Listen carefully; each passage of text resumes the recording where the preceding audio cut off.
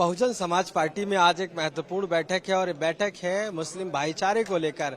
लगातार बसपा अब दलित के साथ मुस्लिम भाईचारे को लेकर ये बैठक कर रही, जिसमें आप देखिए कई ऐसे जो बड़े नेता हैं वो पहुंचे, चाहे वो सरवर मलिक हो, फैजान जी हो, उसमें सबिया जी हो जो पहुंची हुई हैं। ये सभी जो हैं वो आज इस पूरी बैठक में पहुंचे क्योंकि ये मुस्लिम भाईचारा है और उसको लेकर ये बैठक की जा रही है और उसमें कहीं ना कहीं इन सभी को पूरी तरीके से अब जिम्मेदारी भी दी जाएगी और कहीं ना कहीं इन सभी को लेकर एक बड़ी तैयारी है और ये सारी चीजें देखने को मिलती हैं। सबिया जी भी मौजूद हैं यहाँ पर इसमें, क्योंकि वो पहली बार एक महिला भी दिख रही हैं इसमें और वो जो इस बार पहुंची है, ये कहीं ना कहीं माना जा रहा है कि दलितों के साथ में मुसलमानों को जोड़ने के लिए बड़ी ये तैयारी की जा रही है कि ये मुस्लिम भाईचारा कमेटी तैयार होगी और उसमें अब आगे बढ़कर ये चाहे विधानसभा चुनाव हो या आने वाले सभी चुनाव मजबूती से लड़े जाएंगे।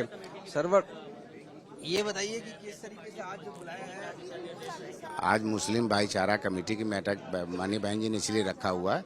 हम सर्वजन हिताय सर्वजन सुखाय पे आधारित पार्टी हैं। आप जानते हैं माननीय बहन जी लगातार इस बात को कहती हैं, इसलिए कहा गया है आज मुस्लिम भाईचारा कमेटी भी रखा गया है ताकि सारी कमेटियां बहन जी स्टार्टिंग से बहाल कर रही हैं और उस सबको काम करने के लिए प्रेरित कर रही है। सभी लोग आए बिल्कुल।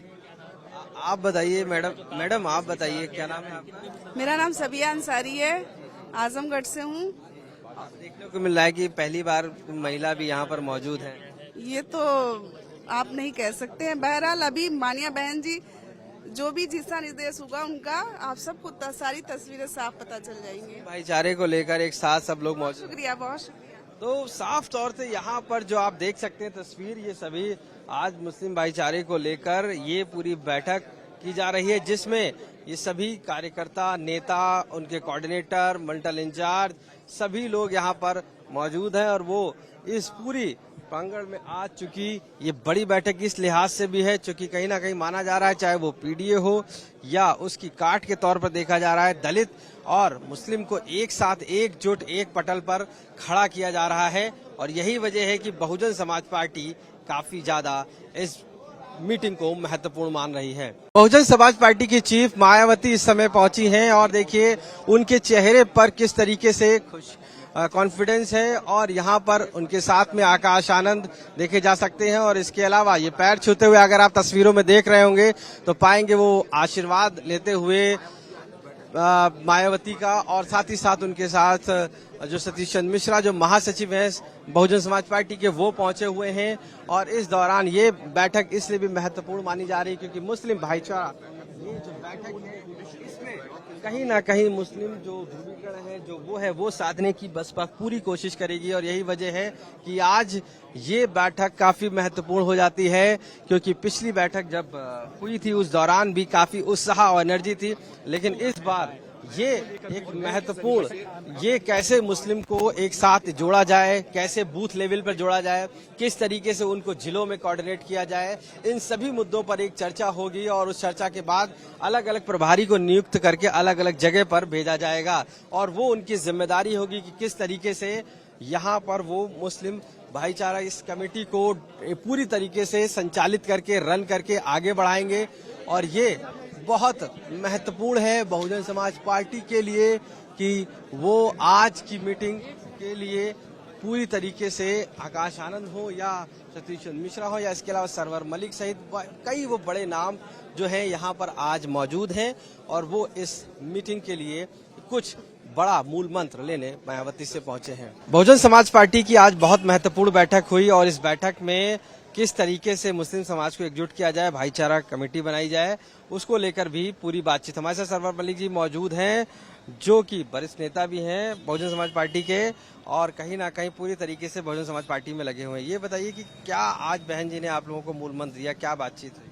देखिए, माननीय बहन जी ने आज मुस्लिमों के लिए, भाईचारा के लिए आज जो बैठक रखी थी उसमें माननीय बहन जी ने बहुत सी ऐसी बातें बताई हैं हम लोगों को कि बहुजन समाज पार्टी ने 2007 से 2012 के बीच क्या क्या कार्य मुस्लिमों के लिए किया है।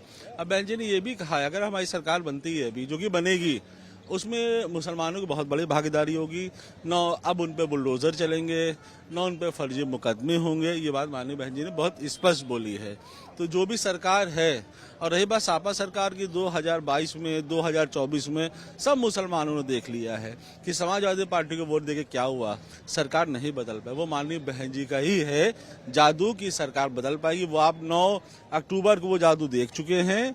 अब माननीय बहन जी ने कह दिया सरकार बनानी, 5वां गुना मुख्यमंत्री बनेगी माननीय बहन जी। भाईचारा कमेटी के लिए क्या तैयारियां बताएं, किस तरीके से बनाएंगे आप लोग, कैसे जिलों में जाएंगे, क्या उसके लिए? एक्चुअली क्या है कि हर जिले में संयोजक होंगे, अध्यक्ष होंगे, सारे लोग होंगे। अब बूथ लेवल पे हम लोग जाएंगे, वहाँ भी 2-2 संयोजक बनाएंगे, उनको बताएंगे कैसे कैसे काम करना है, क्या क्या मैसेज पहुंचाना है। वो सारी चीजें बहन जी ने हम लोग को बताई हैं। मुस्लिम वोट बैंक का समाजवादी पार्टी दावा करती रही है और पिछली बार भी देखा गया। ऐसा अब क्या होगा इस बार, या मायावती जी का क्या ऐसा कथन है जिससे आपको लगता है कि सारा जो मुस्लिम समाज है वो इस बार भाजपा के साथ खड़ा होगा? देखिए, मैं बहन जी ने बहुत अच्छा मैसेज दिया है, बहुत क्लियर एंड लाउड, कि अगर सरकार हम लोग बना रहे हैं और सरकार बनेगी, मुस्लिमों की भागीदारी होगी, और जो भी बुलडोजर चल रहे हैं चाहे वो किसी भी सरकार में हो। आप ये देखिए 7 और 12 के बीच कोई दंगा नहीं हुआ बहन जी के उसमें। सापा के कार्यकाल में बिजनौर इधर वगैरह वेस्टर्न में कितने दंगे हुए हैं। तो बहन जी ने बताया है कि ना कोई दंगा होगा, ना कोई फसाद होगा, मुस्लिमों का पूरी रक्षा, पूरी सुरक्षा होगी।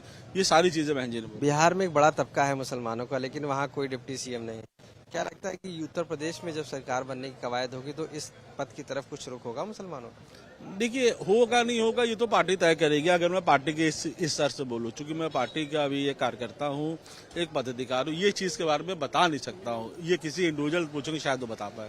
लेकिन मजबूत स्थिति में रहेंगे, अल्हम्दुलिल्लाह मजबूत स्थिति में रहेंगे, ये तय है। हमारे साथ प्रदेश अध्यक्ष बहुजन समाज पार्टी के विश्वनाथ पाल जी मौजूद है। विश्वनाथ जी, आज की महत्वपूर्ण बैठक किन किन मुद्दों पर हुई है और क्या निष्कर्ष निकला है? देखिए, आज पहली चीज तो जो मुस्लिम समाज है वो बहुजन समाज का ही एक अंग है, और माननीय बहन जी ने मुस्लिम समाज के मंडल स्तरीय संयोजक बनाने का काम किए हैं, जिसमें हमारे 2 संयोजक होंगे, एक एससी एक ओबीसी, एक एससी और एक मुस्लिम। और ये दोनों लोग जो माननीय बहन जी ने अपनी सरकार में काम किए हैं उसके लिए प्रेस विज्ञप्ति भी जारी हुई है, आपने वो भी देखा होगा। तो हम लोग ये झूठा वादा नहीं करते कि आएंगे तो ये करेंगे वो करेंगे। माननीय बहन जी जो काम किया है उसी काम को अगर हम बता ले जाएंगे तो सर्व समाज के साथ साथ मुस्लिम समाज भी हमारे साथ जुड़ेगा। आज तक जितनी भी सरकारें रही हैं, जो काम लोगों ने 75-76 सालों में नहीं कर पाए, वो काम माननीय बहन जी ने मात्र 6-7 महीने में करके दिखाने का काम किया है। तो आज अब किस तरीके से मुस्लिम जुड़ेगा? इससे पहले भी आपसे जुड़ा था लेकिन वोट बैंक में कन्वर्ट नहीं हो पा रहा था। 2007 में हमारे साथ जिस तरीके से एसटी ओबीसी और मुस्लिम समाज जुड़ा था, उसी आधार पर, और न्याय पसंद ब्राह्मण क्षत्रिय वैश्य समाज भी जुड़ा था, उसी आधार पर हमने पूर्ण बहुमत की सरकार 2007 में 206 सीटें ला करके हमने सरकार बनाने की काम किया है। अब 2027 में फिर बिना दल के गठबंधन के फिर से वही जनता का गठबंधन एससी एसटी ओबीसी मुस्लिम समाज न्याय पसंद ब्राह्मण क्षत्रिय वैश्य समाज को इकट्ठा करके 2027 में 403 सीटों की तैयारी होगी और 226 सीट हमारी होगी। 226 जब सीट ले जाएंगे आप, सरकार बना लेंगे।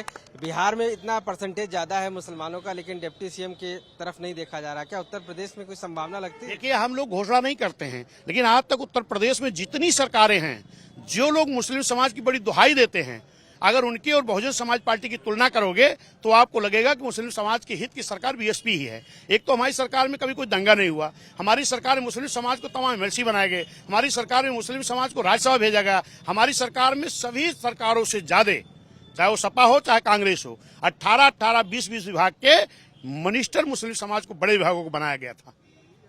और ये मुस्लिम समाज समझ रहा है, और इसका रिजल्ट आपको आने वाली 27 में दिखाई पड़ेगा। भाईचारा कमेटी क्या हर जिले में अब तैयार होंगी? बूथ मंडल स्तर पे हमारे संयोजक बने, वो जाकर के विधानसभा स्तर पर संयोजक तैयार करने का काम करेंगे। पिछली बार समाजवादी पार्टी ने सारा मुसलमानों को बरगला के कह सकते हैं आप वोट ले लिया था, इस बार कैसे? अब मुस्लिम समाज या एससी समाज, एसटी समाज, ओबीसी समाज ये बरगलाने में नहीं आने वाला है, क्योंकि सर्व समाज के लोग देख रहे हैं। एक तरफ 38 दल, एक तरफ 28 दल, एक तरफ एनडीए, एक तरफ इंडिया। ये दल अलग अलग क्यों बनते हैं? क्योंकि लोगों की अलग अलग विचारधारा होती है, लेकिन कुर्सी पाने के लिए अलग अलग विचारधारा के लोग, अलग अलग दल के लोग एक होकर के अकेले बहुजन समाज से लड़ रहे हैं। और ये झुंड बनाने की जरूरत किसको पड़ती है? जो कमजोर होते हैं। कमजोर लोग हमें बताते हैं, जबकि चुनाव आयोग ने सूची जारी की है। आज भी तीसरे नंबर की राष्ट्रीय पार्टी कोई और नहीं, बहुजन समाज पार्टी है।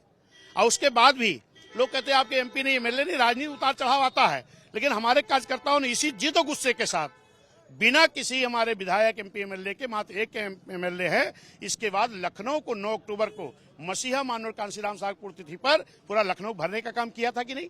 ये देख करके लोगों को महसूस हो जाना चाहिए कि बहुजन समाज पार्टी अकेले दम पर श्रेणी बहन कुमारी मायावती चुनाव लड़ रही हैं और इनको किसी गठबंधन की जरूरत नहीं है। गठबंधन की जरूरत उनको पड़ती है, गठबंधन की जरूरत उनको पड़ती है जो अपने आप को कमजोर समझते हैं।